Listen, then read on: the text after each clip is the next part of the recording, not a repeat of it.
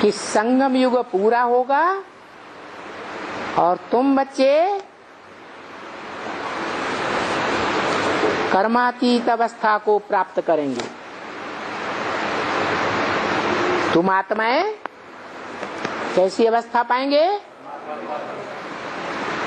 कर्मेंद्रियों से किए हुए कर्म से अतीत हो जाएगी आत्मा। कर्मेंद्रियों से कर्म भले करें लेकिन उनका लेप छेप तुमको नहीं लगेगा। उन कर्मेंद्रियों के रस का, सुख या दुख का तुम अनुभव नहीं करेंगे। ऐसी स्टेज तुम्हारी कर्मातीत बनेगी। तो चैतन्य आत्माओं का तो काम पूरा हुआ। क्या? उसके बाद क्या होगा? चैतन्य आत्माओं का काम पूरा हो गया। चैतन्य आत्माओं के बाप ने ये काम पूरा कराया ज्ञान के द्वारा, श्रीमत के द्वारा, मुकर्रर रथ के द्वारा पूरा कराया।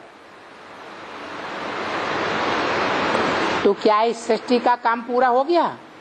सन 36 के बाद राधा कृष्ण का प्रैक्टिकल बच्चों के रूप में जन्म हो जाएगा? हो जाएगा या नहीं? एक बात बताओ। है? हो जाएगा। हो जाएगा। अभी नहीं। अभी नहीं। कब?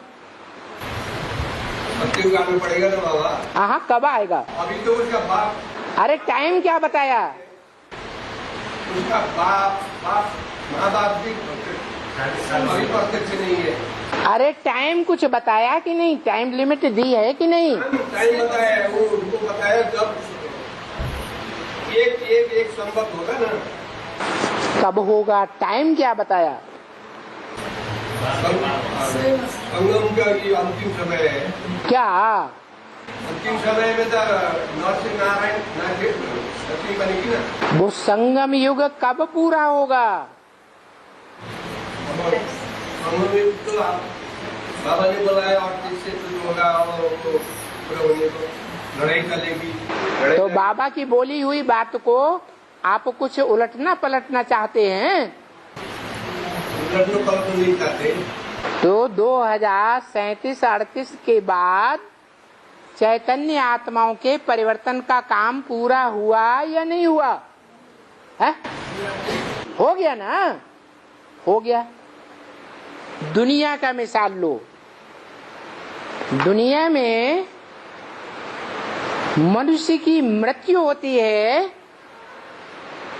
तो मृत्यु होने से 4-5 महीने पहले उस मनुष्य आत्मा का जड़ चोला किसी माता के गर्भ में तैयार होता है या नहीं होता है? है? होता है। आत्मा जीवित है? उस आत्मा का हिसाब किताब जो कुछ भी है दुनिया में मनुष्य आत्माओं के साथ, प्राणियों के साथ, जब तक पूरा नहीं होता तब तक उसको जिंदा रहना पड़ता है। चैतन्य में वो हिसाब किताब पूरा हुआ, शरीर आत्मा छोड़ देती है। 5 तत्वों का चोला छूट जाता है पुराना, और दूसरा चोला जो माता के गर्भ में देखने में नहीं आता किसी को, लेकिन हाथ पांव नाक आंख कान वाला पूरा चोला तैयार हो गया 5 प्रकृति के तत्वों का, तब ही वो आत्मा उसमें प्रवेश करती है। ऐसे ही है ना? ऐसे ही है ना? प्रवेश करने के बाद फिर 4-5 महीने के बाद फिर जन्म लेती है इस संसार में, प्रत्यक्षता रूपी जन्म लेती है। ऐसे ही है ना। ऐसे है दादा। तो इस दुनिया का मिसाल देकर बाबा सारा ज्ञान समझाते हैं। तो बेहद के ड्रामा में भी ऐसा ही पार्ट मुद्दा हुआ है। हम जो चैतन्य आत्माएं हैं, उन चैतन्य आत्माओं का हिसाब किताब जब तक पूरा नहीं होगा दूसरी आत्माओं के साथ कर्म बंधन का, तब तक ये चोला बंधायमान है। पुराना चोला नहीं है। जब कर्म बंधन मुक्त हो जाएंगे, कर्मातीत अवस्था हमारी हो जाएगी, तब हम ये चोला छोड़ देंगे।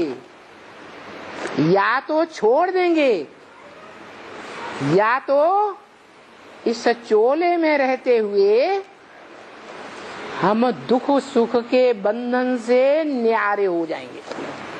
क्या भले ये चोला बर्फ में दब जाए तो भी हमें कोई दुख महसूस नहीं होगा। किस स्मृति में ऐसा होगा? एक शिव बाबा, दूसरा न कोई। मन मना भव की स्थिति में हम नंबरवार झाड़ के ऊपर जो बैठा हुआ है, जहां से आत्माएं नीचे खींच करके उस ओर जा रही हैं, आकर्षित होकर के जो बोला है कि मैं तुम बच्चों को नैनों पर बिठा कर ले जाऊंगा, तो प्यार की बात है, प्यार से दृष्टि योग से खींचने की बात है, या कोई स्थूल नैनों पर बैठने की बात है? प्यार से उन आंखों में जो प्यार दिखाई देगा, प्यार का सागर, उस स्मृति में हम अपने सारे संकल्पों को तिरोहित कर देंगे।